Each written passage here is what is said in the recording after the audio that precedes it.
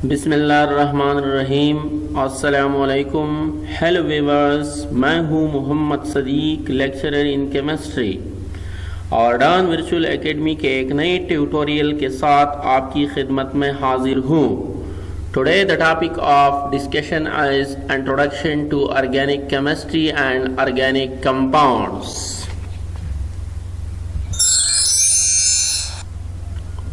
Contents of the lecture. आज के इस लेक्चर में हम सबसे पहले early concept of organic chemistry के मुताबिक ऑर्गेनिक कंपाउंड को डिफाइन करेंगे। उसके बाद अनऑर्गेनिक कंपाउंड को डिफाइन करेंगे। फिर वाइटल फोर्स थ्योरी एक्सप्लेन करेंगे। इसके बाद rejection of vital force theory के बारे में पढ़ेंगे। इसके बाद new concept of organic chemistry के मुताबिक organic compound and organic chemistry को डिफाइन करेंगे और फिर कुछ एक्सेप्शंस जो है वो भी डिस्कस करेंगे। फिर इसके बाद modern concept of organic chemistry के मुताबिक ऑर्गेनिक केमिस्ट्री और ऑर्गेनिक कंपाउंड को डिफाइन करेंगे। उसके बाद हाइड्रोकार्बन्स को क्या करेंगे, डिफाइन करेंगे। हाइड्रोकार्बन्स में अल्केन, अल्कीन और अल्काइन जो हैं वो एक्सप्लेन करेंगे और आखिर में डेरिवेटिव्स ऑफ हाइड्रोकार्बन एक्सप्लेन करेंगे। सो आइए स्टार्ट करते हैं। Introduction to organic chemistry and organic compounds. First, early concept of organic chemistry. In past, all known compounds were classified into two classes on the basis of source from which they were derived, that is, organic compounds and inorganic compounds. शुरू में compounds को दो ग्रुपों में divide किया गया। एक वो group जो लिविंग थिंग से हम हासिल करते हैं और एक वो ग्रुप जो नॉन लिविंग थिंग से हम हासिल करते हैं। जो कंपाउंड हम लिविंग थिंग से हासिल करते हैं उसको हम क्या कहते हैं, ऑर्गेनिक कंपाउंड्स कहते हैं। और जो कंपाउंड हम नॉन लिविंग थिंग से हासिल करते हैं उसको हम क्या कहते हैं, अनऑर्गेनिक कंपाउंड कहते हैं। अब आइए पढ़ते हैं ऑर्गेनिक कंपाउंड क्या है और अनऑर्गेनिक कंपाउंड क्या है। Organic compound, the word organic means life और लिविंग। ऑर्गेनिक का लफ्जी मानी जो है वो है लाइफ और लिविंग। सो ऑर्गेनिक कंपाउंड को हम इस तरह डिफाइन कर सकते हैं, those compounds which are obtained from living organisms, for example plants and animals, are called organic compounds. वो कंपाउंड्स जो हम लिविंग ऑर्गेनिज्म मतलब प्लांट और एनिमल से हासिल करते हैं उसको हम क्या कहते हैं, उसको हम ऑर्गेनिक कंपाउंड्स कहते हैं। फॉर एग्जांपल शुगर जो है वो हम किससे हासिल करते हैं, प्लांट से। यानी शुगर का जो सोर्स है वो क्या है, प्लांट है। यानी प्लांट से हम शुगर क्या करते हैं, हासिल करते हैं। इस तरह यूरिया जो है वो हम किस चीज से, यानी एनिमल से क्या करते हैं, हासिल करते हैं। यानी ऑर्गेनिक कंपाउंड्स वो कंपाउंड्स हैं जो हम किस चीज से हासिल करते हैं, लिविंग ऑर्गेनिज्म से हासिल करते हैं। सो organic chemistry on basis of early concept में बी डिफाइन एज, यानी ऑर्गेनिक कंपाउंड को हम अर्ली कंसेप्ट के मुताबिक इसी तरह डिफाइन कर सकते हैं। The branch of chemistry in which we study those compounds which are obtained from a living organism is called organic chemistry. यानी केमिस्ट्री की वो ब्रांच जिसमें हम वो कंपाउंड डिस्कस करते हैं जो हम लिविंग ऑर्गेनिज्म से क्या करते हैं, हासिल करते हैं। तो इसको हम क्या कहते हैं, organic chemistry. Now inorganic compound, unorganic compound क्या है? The word inorganic means lifeless. So those compounds which are obtained from mineral were called anorganic compound. यानी वो कंपाउंड जो हम मिनरल से या नॉन लिविंग थिंग से हासिल करते हैं तो उसको हम क्या कहते हैं, inorganic compounds. For example sodium chloride, sodium chloride को हम यानी किस चीज से हासिल करते हैं, मिनरल से हासिल करते हैं। इस तरह कैल्शियम ऑक्साइड को हम किस चीज से हासिल करते हैं, मिनरल से हासिल करते हैं। सो ये दोनों कंपाउंड जो हैं ये हम मिनरल से हासिल करते हैं। सो लिहाजा ये क्या है, ये अनऑर्गेनिक कंपाउंड हैं। ये थियरी यानी अर्ली कंसेप्ट जो है ये एक थियरी पे क्या करता है, डिपेंड करता है। यानी अर्ली कंसेप्ट के मुताबिक क्या है, अर्ली कंसेप्ट ये है कि ऑर्गेनिक कंपाउंड जो है वो किस चीज से हासिल किए जाते हैं, वो लिविंग थिंग से हासिल किए जाते हैं। और इनऑर्गेनिक कंपाउंड जो है वो नॉन लिविंग थिंग्स या मिनरल से हासिल किए जाते हैं। सो इसका बुनियाद एक थियरी पर है और वो थियरी क्या है, वो थियरी वाइटल फोर्स थियरी है। अब आइए वाइटल फोर्स थियरी पढ़ते हैं। Vital force theory, in past it was believed that organic compounds can only obtain from living organism because the living organism have a supernatural force which is called vital force. This theory is called vital force theory. शुरू में यह तस्वर किया जाता था कि living organism के अंदर एक नेचुरल फोर्स है और इसी नेचुरल फोर्स को क्या कहते हैं, वाइटल फोर्स कहते हैं। इसलिए इस थियरी को वाइटल फोर्स का नाम दिया गया है। सो वाइटल फोर्स थियरी के मुताबिक ऑर्गेनिक कंपाउंड जो हैं वो सिर्फ लिविंग थिंग्स के अंदर क्या हो सकते हैं, यानी लिविंग थिंग से हम ऑब्टेन कर सकते हैं। ऑर्गेनिक कंपाउंड्स किस चीज से हम हासिल कर सकते हैं, लिविंग थिंग से हासिल कर सकते हैं। मतलब ये कि लिविंग थिंग्स के अंदर एक ऐसी फोर्स है जो ऑर्गेनिक कंपाउंड अपने अंदर क्या करते हैं, प्रिपेयर करते हैं। सो organic chemistry may be defined as the branch of chemistry in which we study those compounds which are obtained from a living organism is called organic chemistry. So vital force theory के मुताबिक हम organic chemistry को इस तरह define कर सकते हैं कि वो यानी केमिस्ट्री की वो ब्रांच जिसमें हम सिर्फ वो कंपाउंड स्टडी करते हैं जो लिविंग ऑर्गेनिज्म से हासिल करते हैं। Rejection of vital force theory, vital force theory को कब रिजेक्ट कर दिया गया या क्यों रिजेक्ट कर दिया गया या कैसे रिजेक्ट कर दिया गया? In 1828, a German scientist Friedrich synthesized organic compound that is urea in laboratory by heating an inorganic compound that is ammonium cyanate. 1828 में जर्मन के एक साइंटिस्ट फ्रेडरिक ने एक ऑर्गेनिक कंपाउंड सिंथेसाइज किया।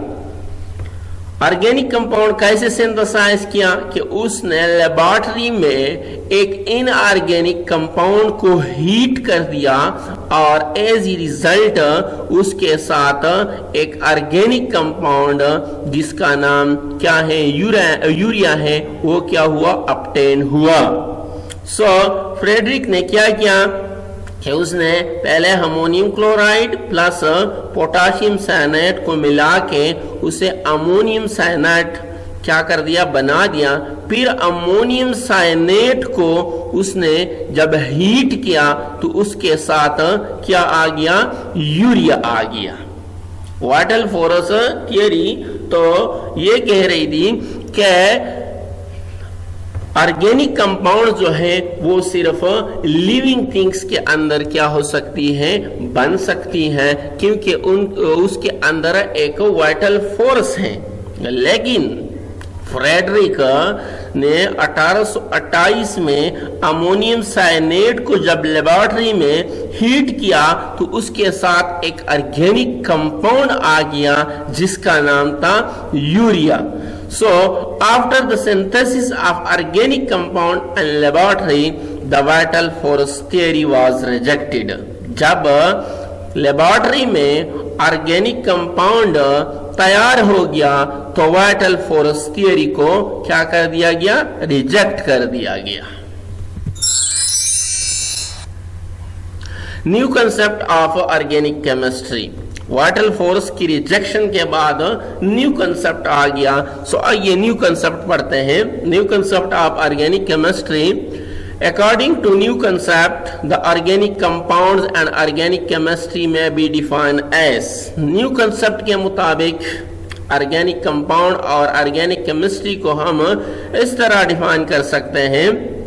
Organic compound, those compound which contain carbon and obtained from living things as well as synthesized in laboratory are called organic compounds। यानी organic compounds क्या है? Organic compounds वो compounds हैं जिसमें carbon मौजूद हो और ये लिविंग थिंग से हासिल किए जाते हैं और लेबोरेटरी में भी तैयार किए जाते हैं, तो उसको हम ऑर्गेनिक कंपाउंड कहते हैं। यानी वाइटल फोर्स थियरी के रिजेक्शन के बाद जब न्यू कंसेप्ट आ गया तो उसके मुताबिक ऑर्गेनिक कंपाउंड जो है वो कंपाउंड्स है जिसमें कार्बन मौजूद हो और लिविंग थिंग से भी हासिल किए जाते हो, या इसको लेबोरेटरी में हम क्या कर सके, तैयार कर सके, तो उसको हम क्या कहते हैं, ऑर्गेनिक कंपाउंड्स कहते हैं। सो organic compounds so organic chemistry on basis of new concept may be defined as, new concept के मुताबिक हम ऑर्गेनिक केमिस्ट्री को इस तरह डिफाइन कर सकते हैं। Organic chemistry, the study of carbon containing compound is called organic chemistry। New concept के मुताबिक हम ऑर्गेनिक केमिस्ट्री को किस तरह डिफाइन करते हैं?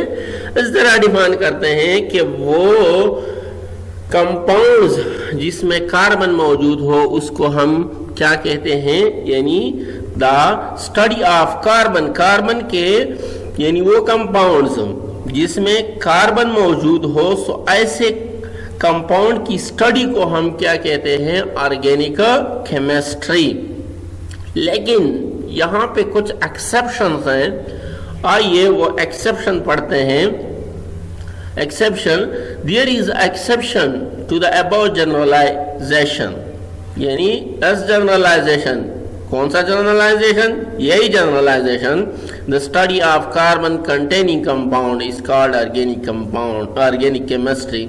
सो इसी जनरलाइजेशन पर क्या है, एक्सेप्शन है। There is exception to the above generalisation, इस जनरलाइजेशन पर क्या है, एक्सेप्शन है। और वो क्या है?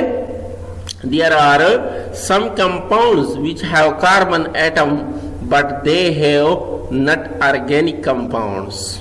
कुछ ऐसे कंपाउंड्स भी हैं जिसमें कार्बन एटम भी मौजूद है लेकिन फिर भी वो ऑर्गेनिक कंपाउंड नहीं है। न्यू कंसेप्ट के मुताबिक तो हमने ये पढ़ा कि जिस कंपाउंड में कार्बन मौजूद हो उसको हम ऑर्गेनिक कंपाउंड कहते हैं, लेकिन कुछ कंपाउंड हमारे पास ऐसे भी हैं जिसमें कार्बन मौजूद भी है और फिर भी वो ऑर्गेनिक कंपाउंड नहीं है। For example oxide of carbon, यानी कार्बन डाइऑक्साइड और कार्बन मोनोऑक्साइड, इन दोनों कंपाउंड्स में क्या है, कार्बन मौजूद है लेकिन ये ऑर्गेनिक नहीं है, ये इनऑर्गेनिक है। इसी तरह साइनाइड्स में भी कार्बन मौजूद है लेकिन ये भी इनऑर्गेनिक है। साइनेट्स को अगर हम देखें तो इसमें भी कार्बन मौजूद है लेकिन असल में ये ऑर्गेनिक नहीं है, इनऑर्गेनिक है। इसी तरह सल्फाइड्स को अगर हम देखें तो सल्फाइड में भी कार्बन मौजूद है और ये ऑर्गेनिक नहीं, इनऑर्गेनिक है। और एलोट्रोप्स ऑफ कार्बन जैसे कि डायमंड एंड ग्रेफाइट है, डायमंड एंड ग्रेफाइट या एलोट्रोप्स ऑफ कार्बन जो है वो क्या है, वो भी इनऑर्गेनिक है, ऑर्गेनिक नहीं है। मतलब ये कि न्यू कंसेप्ट जो है वो भी क्या हो गया, फेल हो गया। सो न्यू कंसेप्ट के बाद एक नया कंसेप्ट आ गया जिसको हम क्या कहते हैं, मॉडर्न कंसेप्ट। आइए पढ़ते हैं modern concept. Modern concept of organic chemistry. According to modern concept, we can define organic chemistry and organic compound as new concept के बाद, यानी पहले अर्ली कंसेप्ट था, उसके बाद न्यू कंसेप्ट था, अब न्यू कंसेप्ट के बाद मॉडर्न कंसेप्ट है। सो मॉडर्न कंसेप्ट के मुताबिक हम ऑर्गेनिक केमिस्ट्री और ऑर्गेनिक कंपाउंड्स को इस तरह डिफाइन कर सकते हैं। Organic chemistry, the branch of chemistry in which we study about hydrocarbons and their derivatives is called organic chemistry। ये जो है ये एडवांस और मॉडर्न डेफिनेशन है। सो डियर स्टूडेंट्स, जब आप लोगों ने पेपर में लिखना है तो ये डेफिनेशन आप क्या करें, लिखे the branch of chemistry in which we study about hydrocarbons and their derivatives is called organic chemistry. यानी केमिस्ट्री की वो ब्रांच है जिसमें हम हाइड्रोकार्बन्स और उसके डेरिवेटिव्स को स्टडी करते हैं, तो उसको हम क्या कहते हैं, ऑर्गेनिक केमिस्ट्री। और यानी ऑर्गेनिक केमिस्ट्री को हम इस तरह भी डिफाइन कर सकते हैं, the branch of chemistry that deals with the scientific study of structure, properties, composition, reactions and preparation of hydrocarbons and their derivatives is called organic chemistry। यानी ऑर्गेनिक केमिस्ट्री में हम क्या स्टडी करते हैं, हाइड्रोकार्बन और उसके डेरिवेटिव्स की structure को स्टडी करते हैं, प्रॉपर्टीज, कंपोजिशन, रिएक्शन और उसके प्रिपरेशन को स्टडी करते हैं। सो आप लोगों की मर्जी है कि अगर आप ये भी डिफाइन करें या ये शॉर्ट फॉर्म में है और ये जो है थोड़ा लॉन्ग फॉर्म में है, दोनों डेफिनेशन एक ही डेफिनेशन है।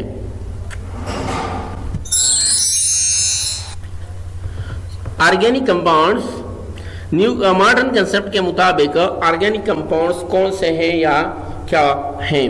सो hydrocarbons and their derivatives are organic compounds. Organic compounds क्या होते हैं, हाइड्रोकार्बन्स और उसके डेरिवेटिव्स को हम क्या कहते हैं, ऑर्गेनिक कंपाउंड्स कहते हैं। अब हाइड्रोकार्बन्स क्या हैं, ठीक है, ऑर्गेनिक कंपाउंड्स जो हैं वो तो हाइड्रोकार्बन्स और उसके डेरिवेटिव्स को हम क्या कहते हैं, ऑर्गेनिक कंपाउंड्स कहते हैं। लेकिन अब हाइड्रोकार्बन्स क्या है, those organic compounds which contain only carbon and hydrogen are called hydrocarbons.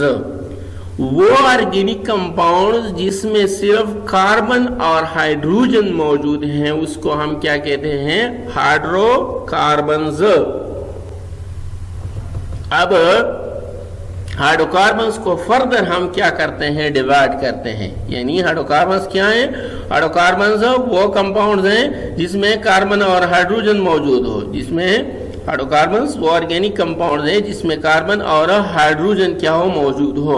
Hydrocarbons को हम फर्दर क्या करते हैं, डिवाइड करते हैं या टाइप्स ऑफ हाइड्रोकार्बन। सो हमारे पास 3 टाइप्स हैं, वो कौन कौन से हैं, एक अल्केन, दूसरा अल्कीन और तीसरा alkyne.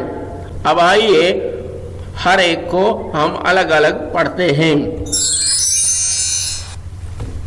Alkane, what is alkane, alkane क्या होते हैं।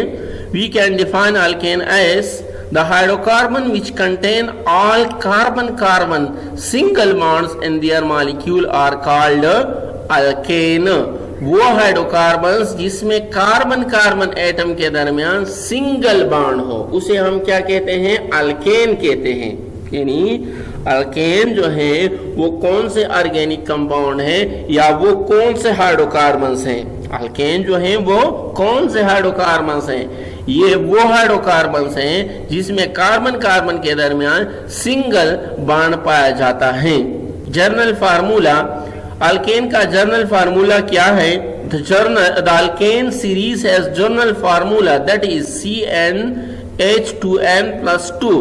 अल्केन का जर्नल फार्मूला क्या है? CnH2n plus 2.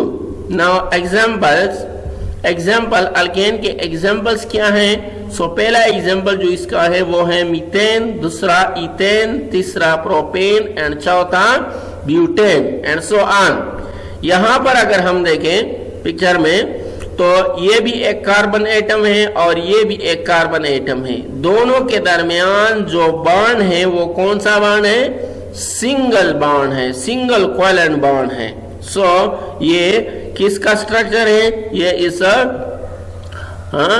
इथेन का स्ट्रक्चर है। यानी इथेन में दो कार्बन एटम्स हैं, एक कार्बन एटम ये है और एक कार्बन एटम ये है। इन दोनों कार्बन के दरमियान क्या है? सिंगल कोवेलेंट बॉन्ड है। और हमने यही भी डिफाइन किया कि अल्केन वो हाइड्रोकार्बन है जिसमें कार्बन कार्बन के दरमियान कौन सा बॉन्ड हो? सिंगल बॉन्ड हो। अल्कीन, व्हाट आर अल्कीन या अल्कीन कौन से हाइड्रोकार्बन हैं? डेफिनेशन, अल्कीन को हम इस तरह डिफाइन कर सकते हैं, the hydrocarbons which contain at least one carbon carbon double bond in their molecule are called alkene. Alkene वो हाइड्रोकार्बन है जिसमें कम से कम एक कार्बन कार्बन के दरमियान डबल बॉन्ड मौजूद हो, उसको हम क्या कहते हैं? उसको हम अल्कीन कहते हैं। यानी अल्कीन क्या है? अल्कीन वो हाइड्रोकार्बन है जिसमें कम से कम एक डबल बॉन्ड मौजूद हो। और वो डबल बॉन्ड कहां पर मौजूद होगा? वो डबल बॉन्ड जो है वो कार्बन कार्बन एटम्स के दरमियान मौजूद होगा। जर्नल फार्मूला, अल्कीन का जो जर्नल फार्मूला है, the alkyne series has journal formula that is CnH2n, CnH2n। यानी यहां पर अल्केन से अल्कीन में दो हाइड्रोजन जो है वो कम है। अल्केन में यहां पर +2 था लेकिन अल्कीन में यहां पर +2 नहीं है। क्या मतलब कि यहां पर दो हाइड्रोजन क्या है? कम है। Examples, ethene, propene and butene. यहां पर स्ट्रक्चर में अगर देखा जाए तो ये किसका स्ट्रक्चर है? ये इथीन का स्ट्रक्चर है। देखें, इथीन में दो कार्बन एटम्स हैं, ठीक है। एक कार्बन एटम ये हो गया और एक कार्बन एटम ये हो गया। 4 हाइड्रोजन एटम्स हैं। एक हाइड्रोजन एटम ये है, दूसरा ये है, तीसरा ये है और चौथा ये है, ठीक है। अब इसके यानी कार्बन कार्बन के दरमियान कितने बॉन्ड्स हैं? एक बॉन्ड तो ये है, ठीक है। इसको हम कौन सा बॉन्ड कहते हैं? इसको हम सिग्मा बॉन्ड कहते हैं, ठीक है। एक बॉन्ड ये है, दूसरा बॉन्ड जो है वो ये है, यानी ये और ये एक बॉन्ड तस्वीर किया जाता है। ये सिग्मा बॉन्ड है और ये दोनों यानी ये और ये बॉन्ड यानी ये एक बॉन्ड है, ठीक है। ये और ये एक बॉन्ड है। ये असल में दो बॉन्ड हैं, एक सिग्मा बॉन्ड और एक पाई बॉन्ड। और हमने यही डिफाइन कर दिया कि अल्कीन जो है ये वो हाइड्रोकार्बन्स हैं जिसमें कम से कम दो कार्बन एटम्स के दरमियान एक सिंगल बॉन्ड मौजूद हो। Alkyne, what is alkyne? Alkyne क्या होते हैं?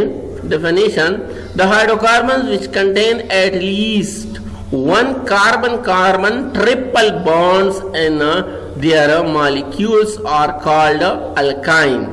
अल्काइन जो है ये कौन से हाइड्रोकार्बन है? अल्काइन जो है ये वो हाइड्रोकार्बन है जिसमें कम से कम कार्बन कार्बन के दरमियान ट्रिपल बॉन्ड मौजूद हो, उसको हम क्या कहते हैं? अल्काइन कहते हैं। यानी अल्काइन वो हाइड्रोकार्बन है जिसमें क्या हो? कार्बन कार्बन के दरमियान ट्रिपल बॉन्ड मौजूद हो, यानी कम से कम दो कार्बन के दरमियान ट्रिपल बॉन्ड मौजूद हो, उसको हम क्या कहते हैं? Alkyne. General formula, the alkyne series has general formula that is CnH2n-2। Alkane में यहां पर +2 था, अल्कीन में यहां पर बिल्कुल 2 नहीं था, लेकिन अल्काइन में यहां पर क्या है? -2 है।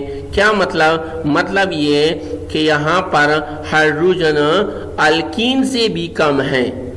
सो आइए एग्जांपल्स की तरफ। एग्जांपल्स नंबर 1, C2H2, यानी ये इस मॉलिक्यूल का क्या नाम है? इस मॉलिक्यूल का नाम है इथाइन। क्या नाम है? इथाइन। और इसका क्या नाम है? प्रोपाइन। और इसका क्या नाम है? ब्यूटाइन। ठीक है। सो यहां पर हमारे साथ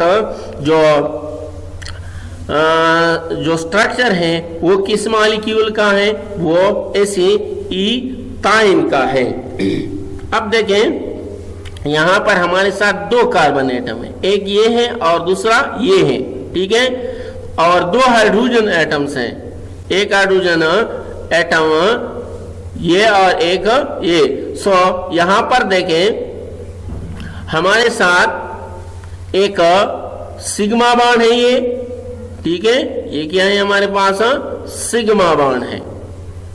और ये जो है ये पाई बॉन्ड है और ये दूसरा पाई बॉन्ड है, यानी एक पाई बॉन्ड ये और एक पाई बॉन्ड ये। यानी कितने बॉन्ड्स हो गए हमारे पास? 1, 2 एंड 3। यानी हमारे पास इस मॉलिक्यूल के अंदर कितने बॉन्ड है? 3 बॉन्ड है। हमारे पास इस मॉलिक्यूल के अंदर कितने बॉन्ड है? 3 बॉन्ड, यानी 2 कार्बन एटम्स के दरमियान 3 बॉन्ड है। इसको हम क्या कहते हैं? ट्रिपल बॉन्ड कहते हैं। सो अल्काइन को हम इस तरह डिफाइन करते हैं कि वो हाइड्रोकार्बन जिसमें कार्बन कार्बन एटम्स के दरमियान एटलीस्ट क्या हो? यानी एक ट्रिपल बॉन्ड मौजूद हो, उसको हम क्या कहते हैं? अल्काइन कहते हैं। Derivatives of hydrocarbons. हाइड्रोकार्बन्स तो हमने स्टडी किए, अब डेरिवेटिव्स ऑफ हाइड्रोकार्बन्स की तरफ आते हैं कि हाइड्रोकार्बन्स की डेरिवेटिव क्या है? Derivatives of hydrocarbons definition, when hydrogen atom is replaced by any other atom then derivative of hydrocarbon is formed. जब हम हाइड्रोकार्बन का एक हाइड्रोजन एटम किसी और एटम से रिप्लेस करें तो हमारे साथ क्या बनता है? हमारे साथ डेरिवेटिव ऑफ हाइड्रोकार्बन बनता है। आइए एग्जांपल्स की तरफ। सपोज ये हमारे पास क्या है? ये मीथेन है। ये क्या है? ये मीथेन है। सो मीथेन जो है, जब मीथेन से हम एक हाइड्रोजन क्या करें? रिमूव करें। When hydrogen atom of alkane is replaced by any other atom, then the derivatives of hydrocarbon, यानी हाइड्रोकार्बन्स का अगर कोई एटम हम हाइड्रोजन एटम रिप्लेस करें, हाइड्रोकार्बन का अगर कोई हाइड्रोजन एटम हम किसी और एटम से रिप्लेस करें तो हमारे पास क्या बनेगा? हमारे पास डेरिवेटिव्स ऑफ हाइड्रोकार्बन बनेगा। यहाँ पर देखें ये हमारे पास क्या है? ये मीथेन है। मीथेन से हमने एक हाइड्रोजन क्या कर दिया? रिमूव कर दिया और इसी रिजल्ट इससे क्या बन गया? इसे मिथाइल बन गया। सो मिथाइल को अगर हम हेलोजन्स अटैच करें तो ये क्या हो गया, मिथाइल हैलाइड है। क्या है, मिथाइल हैलाइड है, यानी ये क्या है, ये असल में डेरिवेटिव्स ऑफ हाइड्रोकार्बन है।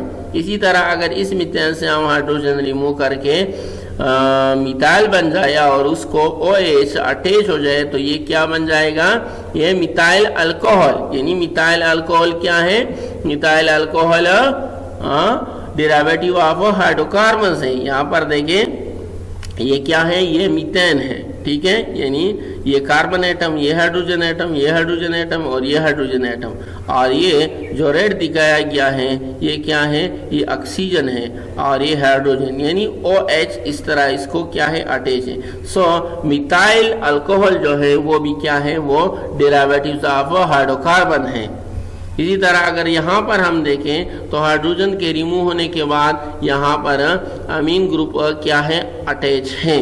सो यहाँ पर देखें अमीन ग्रुप किस तरह इसको के साथ अटैच है कि एक हाइड्रोजन के रिमूव होने के बाद अमीन यानी इस मॉलिक्यूल के नाइट्रोजन ने इसके साथ क्या कर दिया है, बॉन्ड बना दिया है, और एज रिजल्ट हमें क्या हासिल हुआ है, हमें डेरिवेटिव ऑफ हाइड्रोकार्बन हासिल हुआ है। इसी तरह अगर यहाँ पर हम देखें तो यहाँ पर मीथेन से हाइड्रोजन रिमूव होने के बाद कार्बोक्सिलिक ग्रुप अटैच है। कौन सा ग्रुप, कार्बोक्सिलिक ग्रुप अटैच है। सो ये भी क्या है, डेरिवेटिव ऑफ हाइड्रोकार्बन है। और thanks for your attention. Our next topic of discussion will be characteristics and uses of organic compounds.